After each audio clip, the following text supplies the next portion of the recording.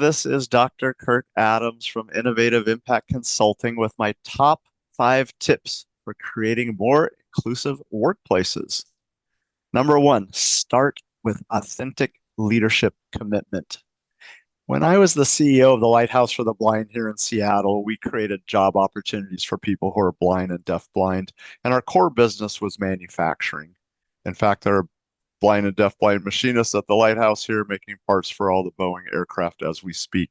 And we understood as an organization that it would cost $100,000 in capital investment, a rule of thumb, to create one good livable wage job for a person who is blind or deafblind. And our board understood that.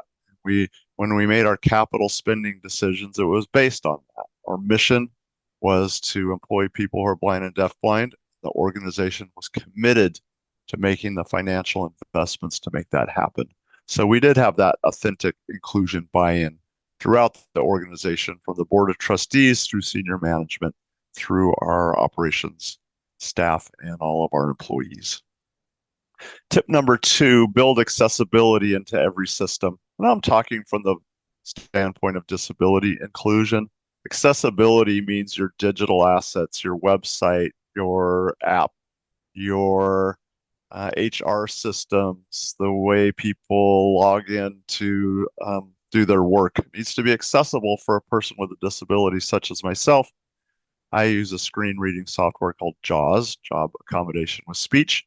And if a website is designed properly, then I am able to navigate and operate at the same level of capacity as a sighted person. If the digital asset is not designed properly, then I'm not able to use it. I can't be a productive employee or a customer. And there are public standards that you can follow, the Web Content Accessibility Guidelines, WCAG. We say WCAG. So WCAG 2.2, if you follow those instructions, your company will be accessible and usable by everybody. Third, make investments in disability-specific skills and tools. So my prime example is, again, back to the Lighthouse for the Blind, where we had a big, sophisticated machine shop with computer numerically controlled equipment made by Akuma in Japan, widely used in the auto industry. And we were able to take that screen reading software, work with the engineers at Akuma, and adapt every machine so a blind or deafblind person could listen to hear what was on the screen that a sighted machinist would see, or read it in Braille. And it actually became so helpful that Akuma has put voicing on all of their machines, so that they learn that the voicing technology helps sighted machinists too. So investing in those specific tools to allow people to do their work is very important. The fourth is to embrace intersectionality. So disability, we are the minority group that knows no demographic boundaries.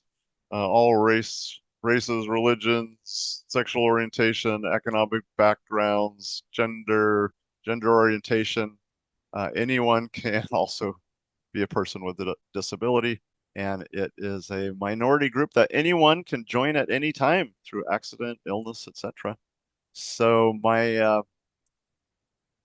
my theory here is that if you do an authentic job of including people with disabilities in your organization, you are by default going to do a true, authentic job of including everybody across all demographic categories.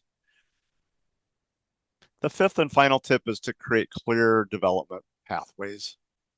So to bring people with unique perspectives and skill sets into roles in your organization of increasing responsibility and influence really will help you create a more innovative, more resilient organization. And the best way to do that is to do that intentionally.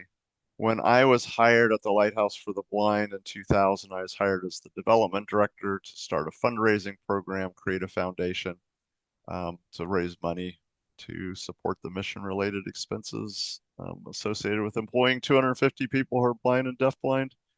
And after about 5 years, the leadership saw potential in me to someday lead the organization. And they made true investments in me, hiring an outside consultant to work with me to do a gap analysis of where I would need to go to be a qualified applicant when the time came, put together a development plan. And their investment really paid off. I was given the opportunity to become the CEO in 2008, and over the next 8 years, following our strategic plan, we grew revenues from 27 million to 95 million. We grew employment of people who are blind and deafblind from 150 to 250. We raised wages by 40% across the board. And I don't think that would have happened if they hadn't made the particular investments in me that they did. So those are my 5 tips for creating inclusive workplaces. Hope you found something useful there. Please reach out to me at www.innovativeimpact.consulting. Thank you so much.